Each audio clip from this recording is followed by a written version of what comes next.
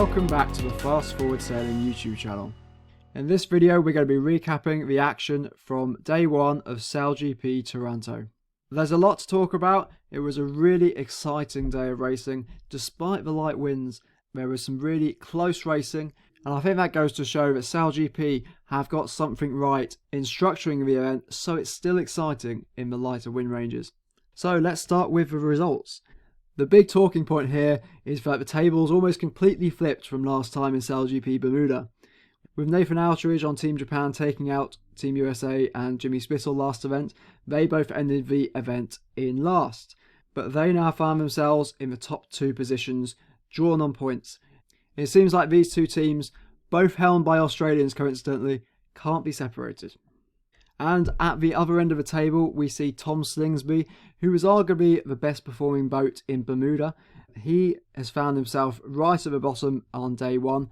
It will be interesting to see if he can come back tomorrow. He's certainly got a big task ahead of him. I wouldn't say it was impossible because Ainsley did a similar thing last time round. However, he's got an even bigger mountain to climb, and the lighter winds means it's a bit more of a lottery, so even if you do get the better boat speed, you can't rely on that to win your races consistently. So I don't want to count Australia out quite yet because of what happened last event, but if I was a betting man, I wouldn't expect them to make the final. New helms Paul Goodison and Arnaud Sarofagis on Great Britain and New Zealand respectively didn't embarrass themselves, but have shown they've still got a steep learning curve. The big surprise that stands out here is the performance of Spain and Phil Robertson. They showed some promise in the last event, finishing 4th overall. Today they managed a 3rd overall after the first day of racing, which I think they'll be really happy with. It'll be interesting to see whether they can keep this up and into the final tomorrow. They have got a bit of a bumper in points ahead of France in 4th, who also had a pretty good day. Not quite up to their standards of the last event, but as we saw in Bermuda, the points can change very quickly. Right, so before we get into the analysis of day one, you might want to consider subscribing to the channel. I regularly produce videos on all things America's Cup, Olympic sailing, SailGP and more. So if any of those are your cup of tea, press the subscribe button and the alerts bell, and YouTube will send you a notification whenever I release new videos on the latest sailing news. So with that said, let's get into the big talking points. Just like in Bermuda, the big topic for debate in the YouTube live chat for the SailGP coverage was whether SailGP should be displaying speed in kilometers per hour or not. We talked about this issue quite a bit on this channel, so I don't want to go too in depth on this right now. But interestingly, it does seem like SailGP are doubling down on the use of kilometers per hour, despite the pleas from many a sailor out there. I can think of two reasons why they're doing it. It's to attract the non-sailors who won't understand what knots are, and potentially because of the bigger numbers, it makes the boats look faster, and also the speed difference is more obvious because it's a bigger number displayed. To show what I mean, we got 51 kilometers per hour here on USA and 50.4 on New Zealand. If those numbers were both translated to knots, they would both be 27 knots, so it would be harder to tell the difference in speed. So I certainly see the advantage, but the sailor in me doesn't particularly like it. But it does seem the direction SailGP and potentially the rest of the big broadcast sailing world is moving. So I'd be interested in hearing your thoughts on that. And it would also be interesting if you could comment below whether you're a non-sailor or a sailor and your view on the knots kilometers per hour issue. And that way hopefully we can see both what is the ratio of non-sailors to sailors and whether SailGP using kilometers per hour helps your understanding if you're a non-sailor. And also, I'm not sure how many of you spotted this, but if you look at the results, rather than using the term helm, they've swapped that out for the term driver. It does really seem like they are trying to copy Formula 1 as much as they can and simplify it for a non-sailing audience. So let me know your thoughts on that below. So moving on to the next big talking point, I think this is very exciting for the sport and potentially a sign of things to come. What I'm referring to is the boats dropping down from 5 crew members, like they had last time in Bermuda, to just 3 to save weight in the lighter breeze. This potentially has big implications for the sport and especially the sailors moving forward. You might think with all the collisions and drama that happened last time in SailGP Bermuda, you'd perhaps be putting on more sailors onto the boat so they can keep an eye out and avoid collisions like we saw in Bermuda. However, it looks like SailGP has taken the opposite tack and opted to reduce the crew members on board to the bare minimum. They stripped the crews down to just 3 members, so there's obviously the helm still on board, the wing trimmer is on board. I think those 2 roles are pretty essential, so you're probably pretty safe if you're in either of those roles. The other roles, not so much. I think some of the teams were alternating between having a grinder on board, having a flight controller on board. I know Japan changed between races, so much to the dismay of the Italian fans, they took off Francesco Bruni, who I believe was the flight controller, and replaced him with a grinder, presumably to help in the manoeuvres, which were probably really important today because it was a lighter day. They needed to keep the boats on the foils, and also they didn't want to be too deterred from tacking, because if you feel you can't tack because you'll lose too much speed, then you won't be able to go for those wind shifts and pressure changes when you see them. In the second race, which was run by Team Japan with Nathan Outeridge as helm, at one point I think he was both helming, wing trimming and controlling the flight of the boat, which is pretty impressive considering the boats were often going around 25 knots today. Yeah, I'm flying the boat pretty much the whole time except for the manoeuvres. We've opted for Timmy to be the grinder on board, so Chris has got good control of the wing. Because it's so shifty out here, it's really important to have control over the wing sail, which means that I've got to fly the boat. So that's going back a few years since I've done that, but drawing on a bit of old experience at the moment. So this multitasking amongst the team members is pretty impressive considering they're sailing 50-foot boats, and this is only their second day of practicing with 3 members on board. It seemed to go pretty well from what I could see, so I expect we'll be seeing more of this in future. This allows the boats to race in lighter conditions and perform faster in those lighter conditions, which has got to be a good thing because sailing as a spectator sport has always struggled to consistently deliver good racing on time. But with every positive, there's a downside, and I know there'll be lots of disappointed crew members who didn't get a chance to sail today. But rightly or wrongly, I think this is the direction the sport is moving. We saw in the 2017 America's Cup race on the AC50s, which are almost identical to the F50s in SailGP. New Zealand won the cup with cyclists on board, so some of them weren't sailors themselves, and perhaps that was a sign that you don't need sailing skills, you just need power. And these boats have got the power systems in place, which means you only need a few members to power them. And I think I've talked about before how eventually we may even be able to get down to just 1 sailor on board, just like a Formula 1 car. I'm not sure how realistic that is, but if you think that's possible or preferable, then let me know your thoughts. So now onto the racing itself. I'm going to be going through the footage and picking up the key moments of the day and giving you my thoughts. So first up, we have 1 minute and 43 seconds to go before the start of race 1, and we see Australia are already dead in the water. All the other boats are foiling. You can see the long white lines trailing behind them. That's a sign they're foiling. Australia look like on a standstill with 2 safety boats next to them. And we later find out the reason why. They've had some sort of problem with their hydraulics, and apparently there was an oil leak at one stage. So not a good start for the Australian team, and unfortunately it didn't get much better from there. Now here's a great shot of the problems the teams are already having with just 3 members on board. You see Luke Parkinson on board Team UK having to lean forward from one cockpit to the other to do some grinding. Looks like it's not a big problem, but it doesn't look particularly comfortable. There's a great example of pilot Luke Parkinson leading. So here's the first start. Australia did get up foiling again, but way off the start line this time, and it shows they hadn't fully fixed their problem. The key on these starts is boat speed. In the light winds, if you can get up to 90% boat speed when you're crossing that line, you're going to have a big advantage in popping out at the front in clear wind and be first around that first mark.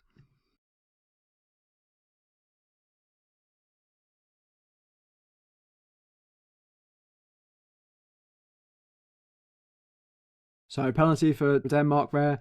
New Zealand, the new helm, Sarafagos on board, getting a good start, and that really did help them in race 1, which was their best result of the day.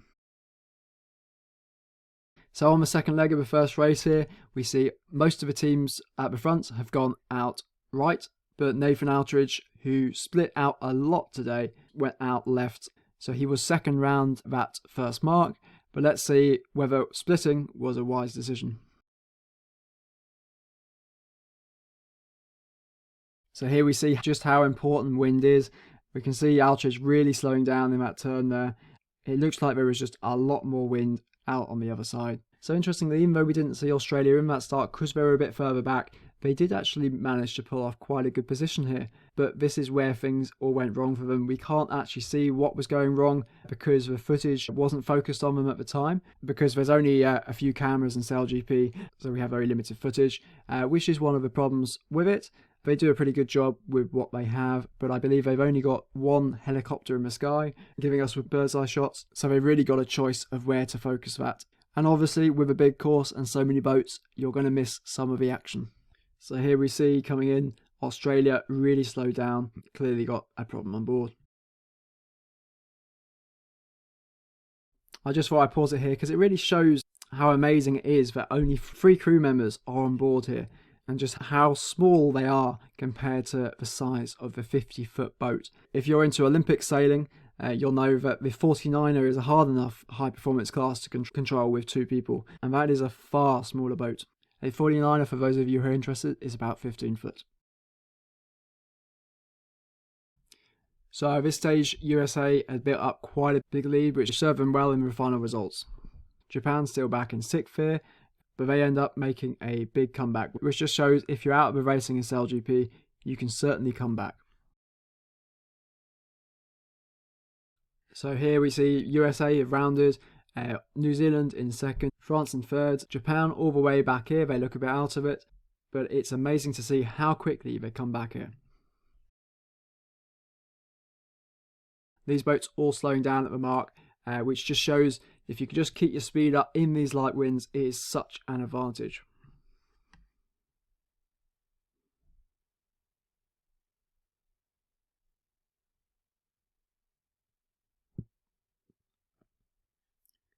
So Japan's pretty much taken out these 3 boats here, almost level with France already. So interestingly, Japan decide to go back out this left side, looking downwind, which didn't serve them well last time round, but it seems to have worked on this leg.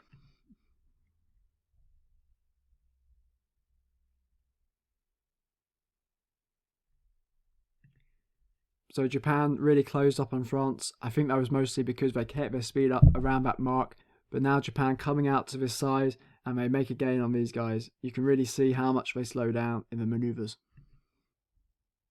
So you can see here Japan really closing in on these guys, keeping up good speed. You can see the effect of the dirty wind USA is putting onto New Zealand. But all Japan needs to do is just get this overlap here, and then USA have to give Japan room to round the mark ahead of them.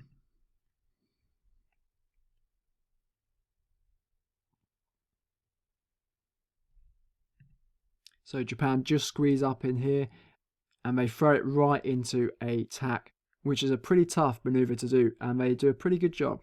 To do that turn does really indicate that Japan was quite confident that there was some gain features out on that right side looking upwind.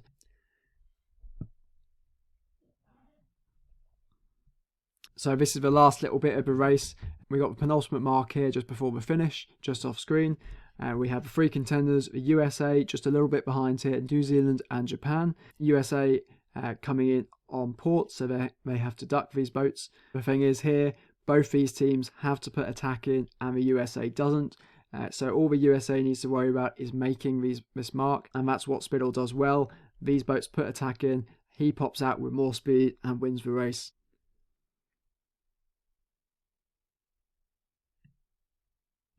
So you can see just how much these boats slow down in these light winds, and all Spithill needs to do is duck behind Japan, and even though they have to sail behind Japan, they've got enough speed to pop out in front of them pretty quickly.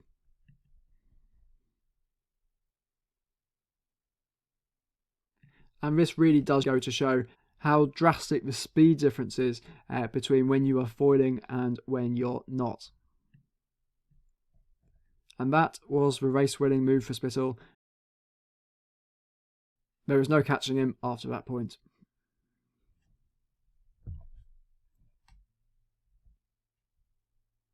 Right, so race 2 now, 13 seconds to go before the start. Japan well positioned here. They're pinning Australia up, and they've got a gap to bear away into as long as USA doesn't block them out. So this ended up being a pretty good start for Japan and USA.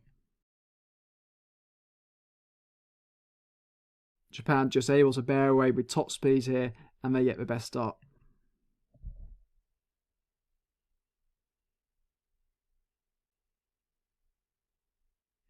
So although starting this side, you got the rules advantage of potentially being inside boat at the first mark, but because it was light winds, the real advantage lay in starting up this end. Because speed was king today, and being up this end means you don't get any of the dirty air off the other boat's sails.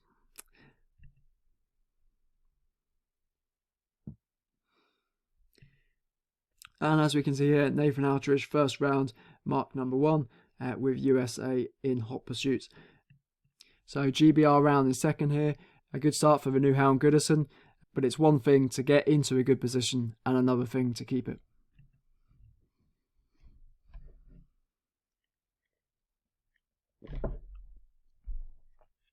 So Australia go out to this left side, and it seems like again they have some gear failure. So not a good day for Tom Slingsby and Team Australia. Right, just skipping ahead to the end of race 2. Again, the finish line is just off screen here. We have Spain up there again with Team Japan leading. GBR here. GBR coming across on starboard, so Japan have to keep clear. Japan don't want to be tacking and don't really want to be ducking, or they'll end up losing their lead. So let's look at how this panned out.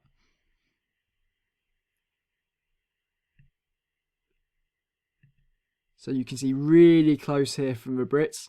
This was arguably the most interesting rule situation of the day. Shortly after this, the Brits will end up with their holes in the water, which is a sign they had to slow down, keep clear of Japan, which they shouldn't have to do. Lots of shouting on board the British boat, but I think it was a bit of wishful thinking. I think Japan were just across safely. The Brits were just trying to go for max speed to give themselves the best chance of forcing Japan into attack. Because they were in such max speed, they had to do an emergency tack at the last minute. And as us sailors know, the rush tacks are often not very good ones, as we see here from Goodison putting the holes in the water. So another good result for Japan here. Another great result for Spain. They are really the surprise of the last 2 events. And Team USA down in 4th. So not their best result, but by no means a tragedy. Right, 30 seconds to go to the start in race 3. And here the SailGP footage goes downhill a bit because they seem to lose the helicopter which provides the overhead footage. They've only got one, so they were relying on the footage from boats and the footage from the cameras on the F-50s, which they managed to do an alright job with, but it is really useful having that overhead footage, and maybe this will force them into having 2 helicopters, a backup helicopter. Another helicopter would act as a backup in case one went down, but it would also give us more shots so we miss less of the action. Right, let's play the start here and see how it went down.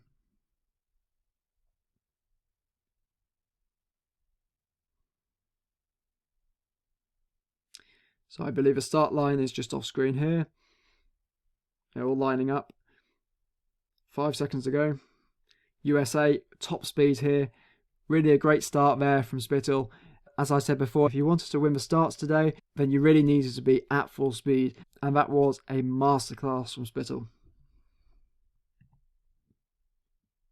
Right, we can see Australia, interestingly, had a good start here, which really goes to show they're not a slouch, but they've just had some hard luck on the boat today.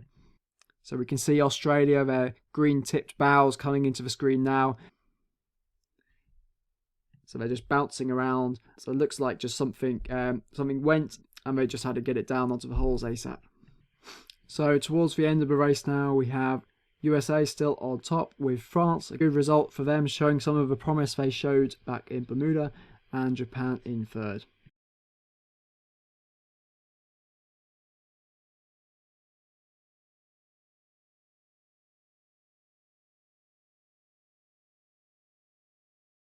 So that was the top 3 for race 3. Not such a good result from Japan this time round, but a solid result which will give them a good chance of reaching the final tomorrow. So I'm going to leave the video there. Leave me your predictions. Who do you think is going to make the top 3 tomorrow? Do you think Australia have what it takes to come back? Personally, I'm not going to give you my predictions. I think USA and Japan have a strong chance of getting into the top 3, but as we saw last time, anything could happen. Right, so I'm going to leave it there. If you enjoyed the video, leave it a thumbs up. And as I said, I plan on making more SailGP videos.